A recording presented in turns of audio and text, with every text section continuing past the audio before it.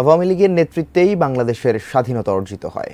১৯৭৫ সালের ১৫ই আগস্টে বঙ্গবন্ধুকে সপরিবারে হত্যা, ৩ নভেম্বর জেলখানায় জাতীয় ৪ নেতাকে হত্যার পর নেতৃত্ব শূন্যতায়ও পড়ে আওয়ামী লীগ।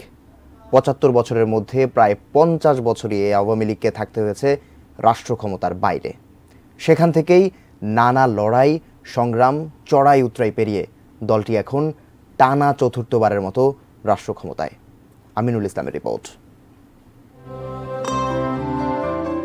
১৯৪৯ সালের ২৩ জুন ঢাকার রোজ গার্ডেনে প্রতিষ্ঠিত পূর্ব পাকিস্তান আওয়ামী মুসলিম লীগে বড় পরিবর্তন আসে ১৯৫৫ সালে। তখন দলের সাধারণ সম্পাদক শেখ মুজিবুর রহমান।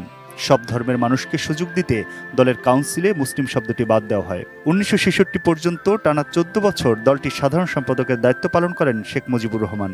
এরপর ১৯৭৪ সাল পর্যন্ত দলটির সভাপতির দায়িত্ব পালনকালে বঙ্গবন্ধুর নেতৃত্বে আওয়ামী লীগ ৬৬-এর ৬ দফা, ৬৯-এর গণ অভ্যুত্থান, ৭০-এর নির্বাচন ও ৭১-এর মহান মুক্তিযুদ্ধের নেতৃত্ব দেয়। এবারে সংগ্রাম আমাদের মুক্তির সংগ্রাম, এবারে সংগ্রাম স্বাধীনতার সংগ্রাম। ১৯৭০ সালের সাধারণ নির্বাচনে বঙ্গবন্ধুর নেতৃত্বে আওয়ামী লীগ কেন্দ্রীয় আইন পরিষদে ১৬৯টি আসনের মধ্যে ১৬৭টি এবং প্রাদেশিক পরিষদে ৩০০ আসনের মধ্যে ২৮৮টি আসন পেয়ে নিরঙ্কুশ বিজয় অর্জন করে। আওয়ামী লীগের এই বিজয়ে বঙ্গবন্ধু শেখ মুজিবুর রহমান বাংলার অবিসংবাদিত নেতায় পরিণত হন। জাতীয় প্রাদেশিক পরিষদে আওয়ামী লীগের নির্বাচিত সদস্যরা ১৯৭১ সালের ১০ এপ্রিল কারাবন্দী জাতির পিতা বঙ্গবন্ধু শেখ মুজিবুর রহমানকে রাষ্ট্রপতি, সৈয়দ নজরুল ইসলামকে উপরাষ্ট্রপতি এবং তাজউদ্দিন আহমেদকে প্রধানমন্ত্রী করে প্রবাসী সরকার গঠন করেন।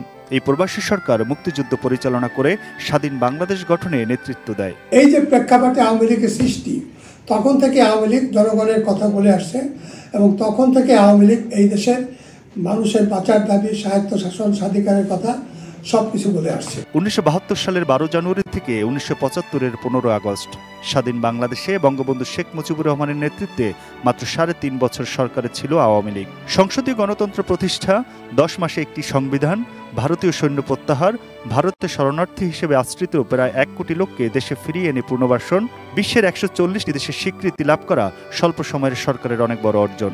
এরপরই ১৯৭৫ সালে ১৫ আগস্টের সেই বিভীষিকা। Bangladesh is an independent sovereign country. That's the happiest day of my life.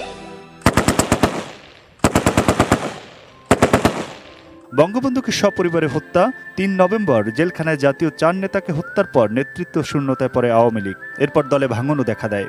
সেখান থেকে ঘুরে দাঁড়িয়েই দীর্ঘ সময় রাষ্ট্র ক্ষমতায় বাংলাদেশের প্রাচীন এই রাজনৈতিক দল। ১৯৭৫ সালের ১৫ই আগস্টের নির্মম হত্যাকাণ্ডের মূল লক্ষ্য ছিল বঙ্গবন্ধু পরিবার, আওয়ামী লীগ এবং বাংলাদেশকে টার্গেট করে।